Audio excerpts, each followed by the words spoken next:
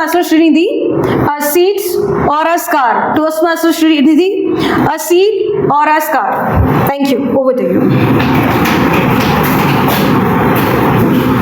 Good morning, Toastmasters. Good morning. Today, can I take you all on a journey? A journey through your childhood. Are you ready? Yes? Yes. Can I ask you all to close your eyes for just a few seconds and think of those beautiful childhood memories and stories. The first time you won a running race. The first time your teacher applauded you in front of the whole class. The first time you were the captain of a team.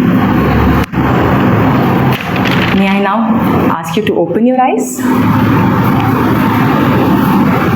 I see everybody smiling right now. These childhood memories, they're so precious for us, aren't they? Yet, there are some stories which are not happy, which are sad, which are hurtful, and which leave a deep scar in our mind. Unfortunately for me, there was one such incident that haunted me, and I didn't even have to close my eyes for it. I was in 8th standard, standing in front of the blackboard, solving a very, very tricky maths question. I'm sweating, panting. I can feel my maths sir standing right behind me, his cold breath on my neck. Finally, the right answer. Sir, I got the answer. What have you done, Nidhi? This is not how I taught you to solve the problem.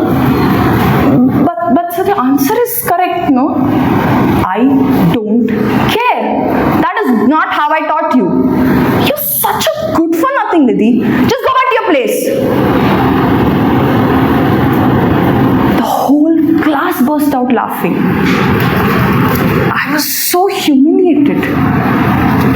His words, that laughter, it cut my heart like an axe. With time, the wound healed.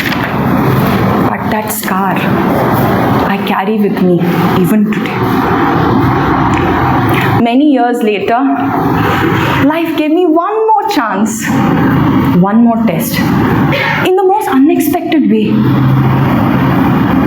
One night, I was putting my little son, Samarth, who was just 3.5 years old then, to sleep. And I was telling him a story.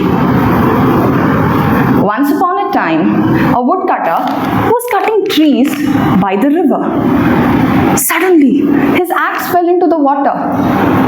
Heartbroken, he sat and cried and prayed to all the gods. Boom! The goddess appeared. She put her hand deep into the water and pulled out a golden axe. Is this yours? No, that is not mine. That is not mine. She put her hand deep into the water and pulled out a silver axe. Is this yours? No, that is also not mine. She then put her hand into the water and pulled out his axe. Is this yours? Yes, thank you so much, goddess. Thank you. Impressed by his honesty, the goddess gave the woodcutter all 3 axes. I finished the story and looked at my son, hoping he would be smiling. Samarth was sitting angrily. Amma, the goddess did a very, very bad thing. I don't like the story. What happened, Samarth? What did she do wrong? Amma, that goddess gave him 3 axes. How many trees will get hurt by those axes? How many trees will get cut? That instant, I was about to correct him, tell him, that's not how you look at that story. But like a thunderbolt, I remembered that day, that maths teacher, the laughter, the humiliation.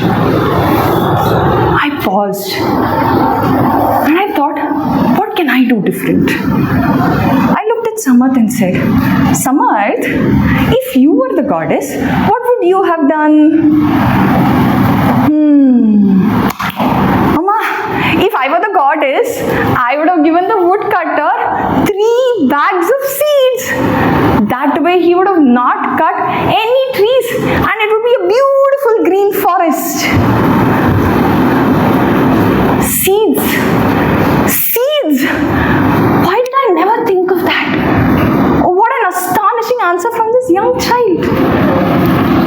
I thought, with one word, I would have been the axe in my son's life.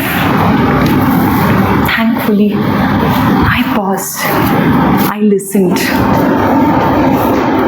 I hugged Samar tightly and he fell asleep peacefully. And I found peace in that night. I realized all human beings are little seeds. We grow or we wither by what we get. And for us, the axe or the nourishment is words. Words have the power to kill dreams, to humiliate, to make you feel really, really small. Yet the same words can heal, it can nourish, it can inspire. My dear Toastmasters, I want each one of you to think, to pause. Every time you speak a word to anybody, why, even yourself, are you swinging a painful axe? Or are you nourishing a beautiful seed? The choice is in your hands, in your words. Thank you.